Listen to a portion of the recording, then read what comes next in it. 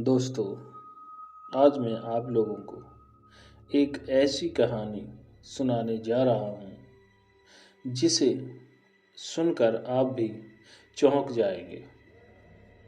किसी गांव में एक पठान और उसका हंसता खेलता परिवार रहता था।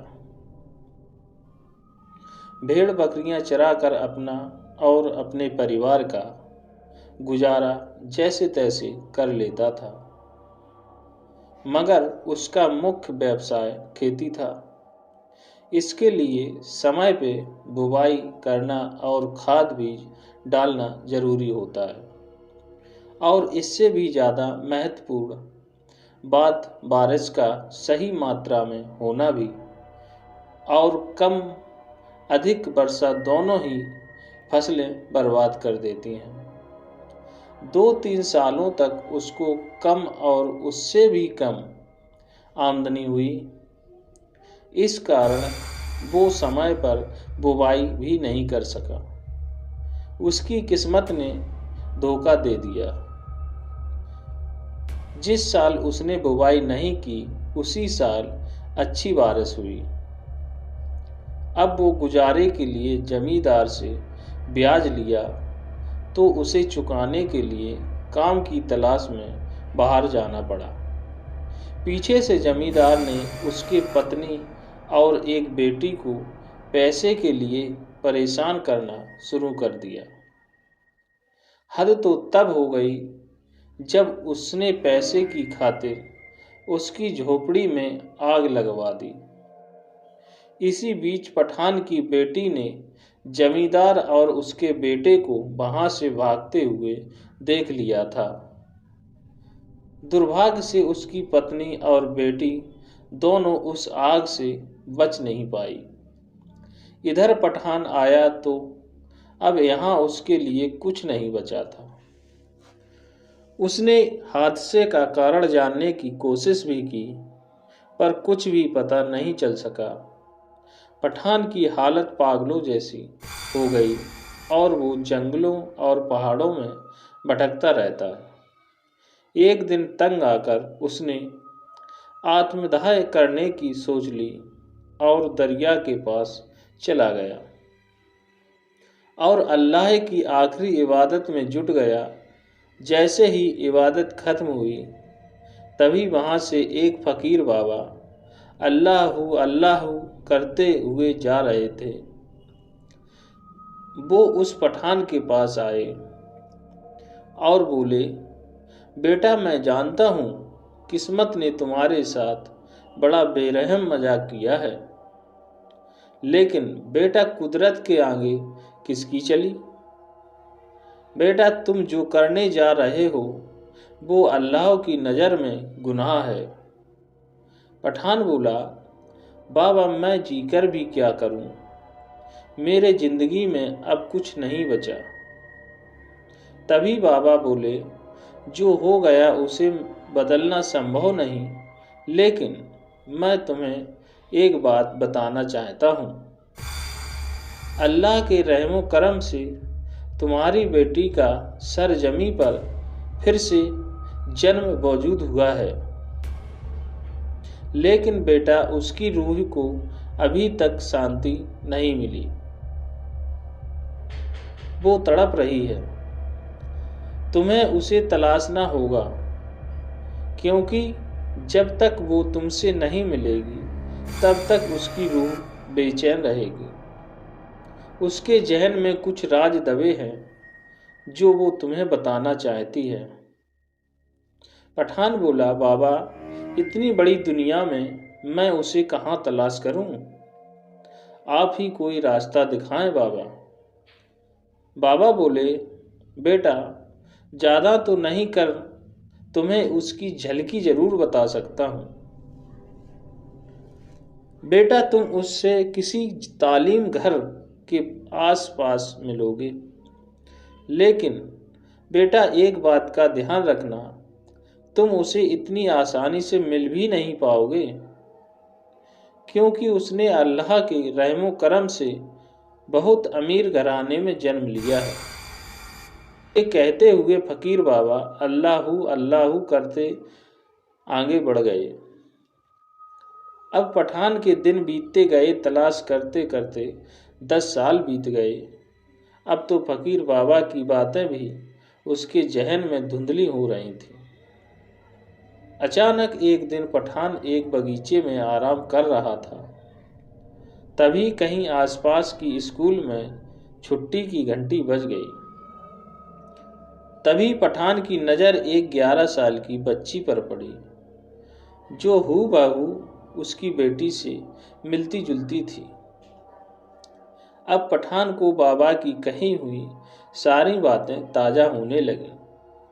फिर थोड़ी देर से उसे बच्ची के माता पिता उसको लेने आ गए और वो उनके साथ कार में बैठकर चली गई। पठान रोज उस बच्ची को झाड़ियों के पीछे से देखता और उसमें अपने बच्ची को खोजने की कोशिश करता था।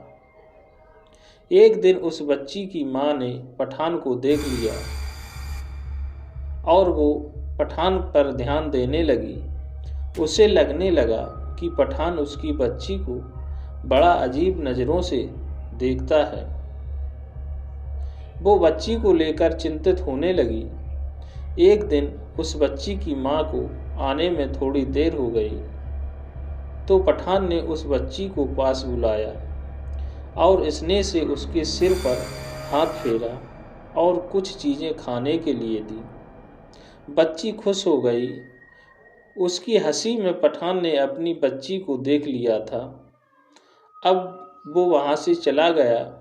जब उसकी माँ आई तो उसने इन खाने की चीज़ों के बारे में पूछा, तो बच्ची ने एक अंकल ने बताया। तो उसकी माँ ने हिदायत दी कि अनजान लोगों से कोई चीज़ नहीं लेते। तो बच्ची ने कहा, पता नहीं माँ, पर मुझे वो अनजाने बिल्कुल नहीं लग रहे थे। तो माँ ने डांटते हुए बच्ची को चुप करा दिया। एक दिन उस बच्ची के माँ पिता को आने में बहुत ज़्यादा देर हो गई, तो पठान ने उस बच्ची को घर पहुंचा दिया। इधर उसके माँ पिता उसको वहाँ नहीं पाकर परेशान होने लगे। घर आने पर नौकर से पता चला कि कोई उसे घर पहुंचा गया। अब पठान उस बच्ची के बंगले के आसपास उसे छुप छुप के निहारा करता था। बच्ची भी उसे एक टक देखा करती थी। कई बार पठान ने उसके माँ पिता से बोले मिलने की इंतज़ा भी की, पर वो नहीं माने और उसे वहाँ से चले जाने के लिए कहते हैं। अब रातों को बच्ची नींद में अब्बू अब्बू कहकर चौंक कर उठ जाती थी।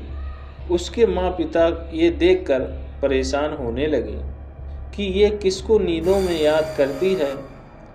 तभी उस बच्ची की माँ ने पठान को बंगले के आसपास देख लिया, तो उसकी इस हिमाकत पर उसने उसकी शिकायत अपने पति से की।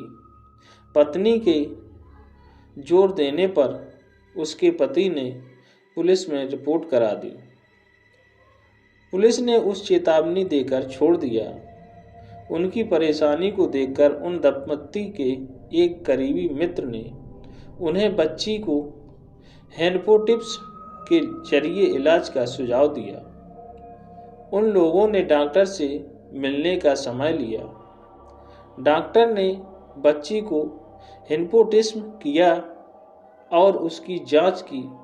फिर उन्होंने उसके माता पिता से कहा कि बच्ची के अवचेतन मन में कुछ बातें दबी हुई हैं, जिसका बाहर आना बहुत ज़रूरी है,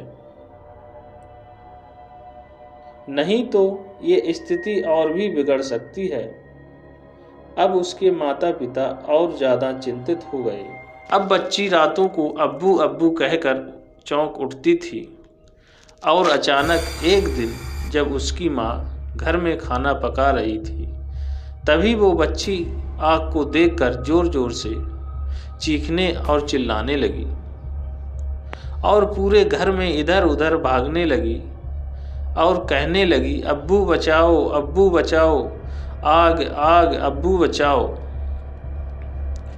कई बार ऐसा हुआ जब बच्ची पठान को देखकर उसके पास जाने की जिद करती है।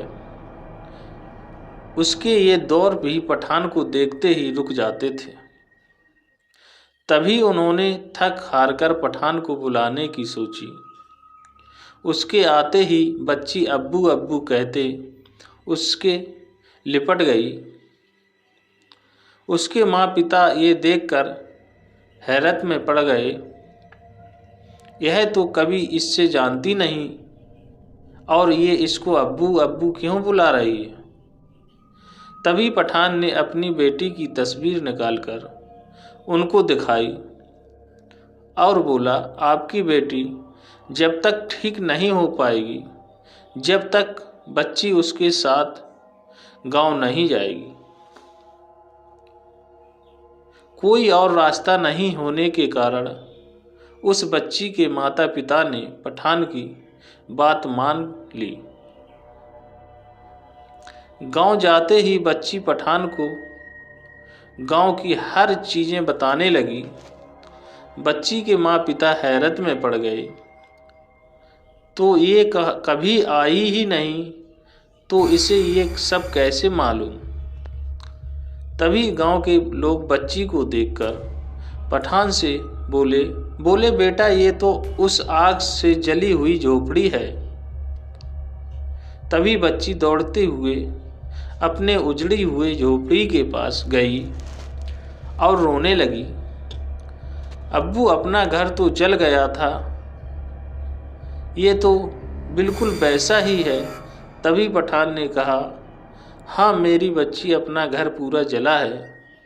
तभी बच्ची सुबक सुबक कर रोने लगी और अपने अब्बू से बोली, अब्बू आपके जाने के बाद जमींदार और उसका बेटा ने हमारी झोपड़ी में आग लगा दी थी। मैंने उसे आग लगाते हुए देखा था। पठान अपना पारा खो बैठा और कुल्हाड़ी लेकर जमींदार के घर की तरफ बढ़ने लगा। लेकिन गांव वालों ने बताया कि जमींदार का पूरा परिवार एक सड़क हादसे में खत्म हो गया। इधर वो बच्ची थोड़ी देर बाद फिर रोने लगी और बेहोश हो गई। वो अपनी अवचेतन मन की अवस्था से बाहर आ गई और पठान को पहचानने से इनकार करने लगी, क्योंकि अब उसकी ज़िंदगी में वो पठान से कभी मिली ही नहीं थी और अपने असली माता पिता के पास चली गई। तो दोस्तों, इस तरह एक तड़पती रूह को सुकून मिला। अगर आपको यह कहानी सुनकर अच्छी लगी हो तो एक कमेंट ज़रूर कर दें, क्योंकि आपके एक कमेंट से मुझे बहुत सारा मोटिवेशन मिलता है।